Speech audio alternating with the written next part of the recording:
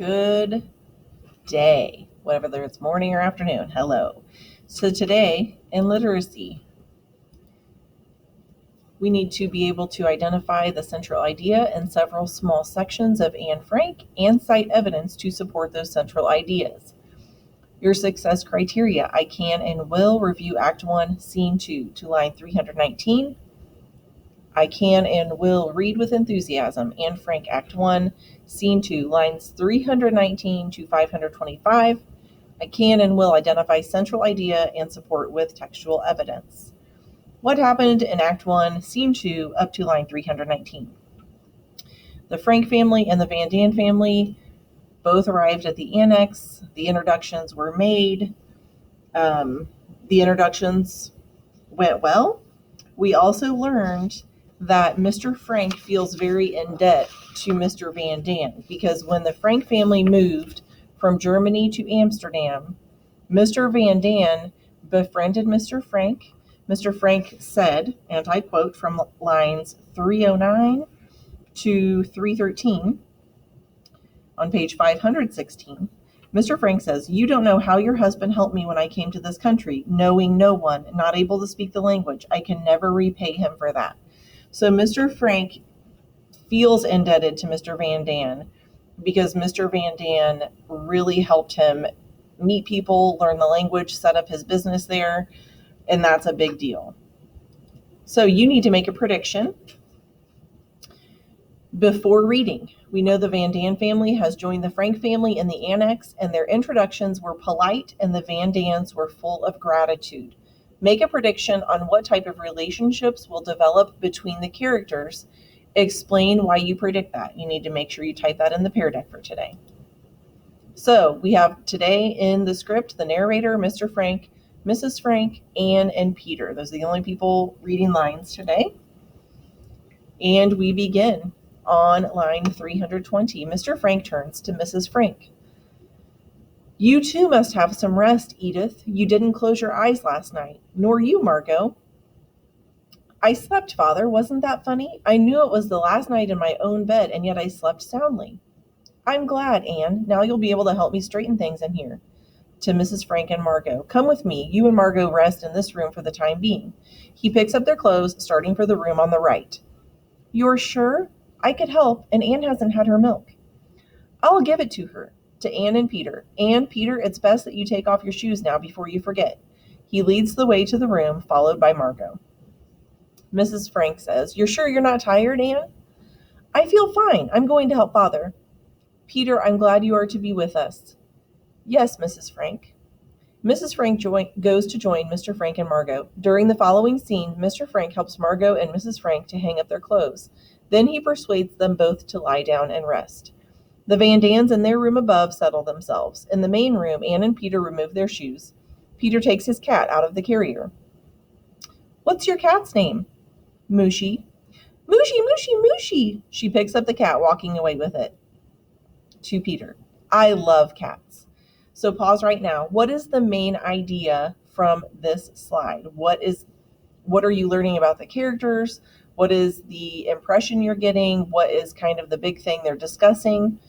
That is the main idea. Make sure you have text evidence to support it. Just write the line number or numbers. "I have one, a darling little cat, but they made me leave her behind. I left some food and a note for the neighbors to take care of her. I'm going to miss her terribly. What is yours, a him or a her?" "He's a Tom. He doesn't like strangers." He takes the cat from her, putting it back in its carrier. "Then I'll have to stop being a stranger, won't I? Is he fixed?" "Huh? Did you have him fixed?" "No." "Oh, you ought to have him fixed to keep him from, fighting. Where did you go to school?" "Jewish secondary." "But that's where Margot and I go. I never saw you around." "I used to see you, sometimes." "You did?" "In the schoolyard. You were always in the middle of a bunch of kids." He takes a penknife from his pocket. "Why didn't you ever come over?" "I'm sort of a lone wolf." He starts to rip off his Star of David. "What are you doing?" "Taking it off." "But you can't do that. They'll arrest you if you go out without your star." He tosses his knife on the table. "Who's going out?" "Why, of course. You're right. Of course we don't need them anymore." She picks up his knife and starts to take her star off. I wonder what our friends will think when we don't show up today. I didn't have any dates with anyone. Okay, pause here. Write the main idea and the text evidence line number. Oh, I did. I had a date with Jopi to go and play ping pong at her house. Do you know Jopi DeWall? No. Jopi's my best friend. I wonder what she'll think when she telephones and there's no answer. Probably she'll go over to the house. I wonder what she'll think. We left everything as if we'd suddenly been called away. Breakfast dishes in the sink, beds not made. As she pulls off her star, the cloth underneath shows clearly the color and form of the star. Look, it's still there. Peter goes over to the stove with his star. What are you going to do with yours? Burn it. She starts to throw hers in and cannot. It's funny, I can't throw mine away. I don't know why. You can't throw something they branded you with? That they made you wear so they could spit on you? I know, but after all, it is the Star of David, isn't it? In the bedroom, right, Margot and Mrs. Frank are lying down. Mr. Frank starts quietly out. Maybe it's different for a girl. Mr. Frank comes into the main room. Forgive me, Peter. Now let me see. We must find a bed for your cat. He goes to a cupboard. I'm glad you brought your cat. Anne was feeling so badly about hers. Getting a used small wash tub. Here we are. Will it be comfortable in that? Gathering up his things. Thanks. Opening the door of the room on the left. And here is your room, but I warn you, Peter, you can't grow any more. Not an inch, or you'll have to sleep with your feet out of the skylight. Are you hungry? No. Okay, what is the main idea on this slide? Type in your answer in Pear Deck and give a line number for text evidence. We have some bread and butter. No, thank you. You can have it for luncheon then, and tonight we will have a real supper, our first supper together. Thanks. He goes into his room. During the following scene, he arranges his possessions in his new room. That's a nice boy, Peter. He's awfully shy, isn't he? You'll like him, I know. I certainly hope so, since he's the only boy I'm likely to see for months and months. Mr. Frank sits down, taking off his shoes. Annelle, there's a box there. Will you open it? He indicates a carton on the couch. Anne brings it to the center table. In the street below, there's the sound of children playing. As she opens the carton, you know the way I'm going to think of it here? I'm going to think of it as a boarding house, a very peculiar summer boarding house, like the one that She breaks off as she pulls out some photographs. Father, my movie stars! I was wondering where they are. I was looking for them this morning. And Queen Wilhelmina, how wonderful! There's something more. Go on, look further. He goes over to the sink, pouring a glass of milk from a thermos bottle. Pulling out a pasteboard-bound book. A diary? She throws her arms around her father. I've never had a diary, and I've always longed for one. She looks around the room.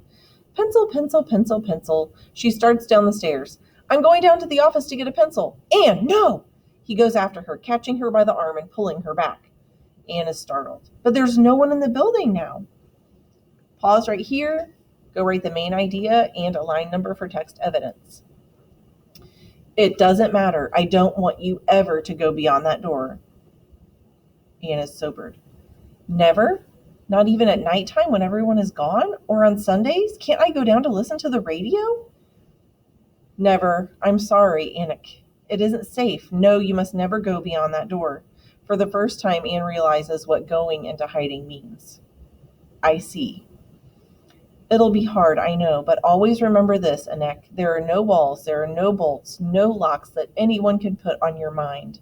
Meep will bring us books. We will read history, poetry, mythology. He gives her the glass of milk. Here's your milk. With his arm about her, they go over to the couch, sitting down side by side. As a matter of fact, between us, Anne, being here has certain advantages for you. For instance, you remember the battle you had with your mother the other day on the subject of overshoes? You didn't want to wear them, but in the end you had to wear them. Well, now, you see, for as long as we are here, you will never have to wear overshoes. Isn't that good? And the coat that you inherited from Margot, you won't have to wear that anymore. And the piano, you won't have to practice on the piano. I tell you, this is going to be a fine life for you. Anne's panic is gone. Peter appears in the doorway of his room with a saucer in his hand. He is carrying his cat. Peter, I thought I'd better get some water for Mooshie before... Mr. Frank says, of course. As he starts toward the sink, the carry-on begins to chime the hour of 8. He tiptoes to the window at the back and looks down at the street below. He turns to Peter, indicating in pantomime that it's too late. Peter starts back for his room. He steps on a creaking board. The three of them are frozen for a minute in fear. As Peter starts away again, Anne tiptoes over to him and pours some of the milk from her glass into the saucer for the cat. Peter squats on the floor, putting the milk before the cat. Mr. Frank gives Anne his fountain pen and then goes into the room at the right. For a second, Anne watches the cat, then she goes over to the center table and opens her diary. In the room at the right, Mr. Frank has sat up quickly at the sound. In the room at the right, Mrs. Frank has sat up quickly at the sound of the carry-on. Mr. Frank comes in and sits down beside her on the settee, his arm comfortingly around her. Upstairs in the attic room, Mr. and Mrs. Van Daan have hung their clothes in the closet and are now seated on the iron bed. Mrs. Van Daan leans back, exhausted. Mr. Van Daan fans her with a newspaper. Anne starts to write in her diary. The lights dim out, the curtain falls. Okay, the main idea for the slide before and for this last slide. Make sure you get this done today.